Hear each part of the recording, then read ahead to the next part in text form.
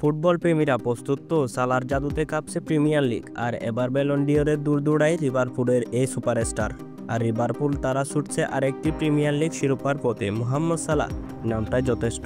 চলতি মৌসুমে গোলের পর গোল করে তিনি আবার প্রমাণ করছেন কেন তিনি বিশ্বের সেরা ফরোয়ার্ডদের একজন।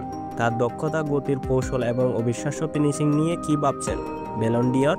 হ্যাঁ, সালার জন্য এবার সেই মঞ্চ কি প্রস্তুত?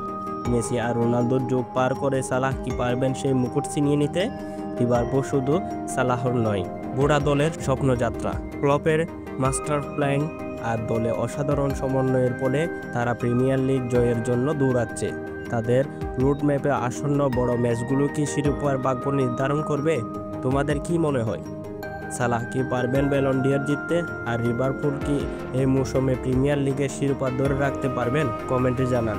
এইরকম আরও ফুটবল আলোচনা আর রোমাঞ্চকর বিশ্লেষণ পেতে আমাদের চ্যানেলটি সাবস্ক্রাইব করুন, ভিডিওতে লাইক দিন আর বন্ধুদের সাথে শেয়ার করুন। দেখা হবে পরের ভিডিওতে।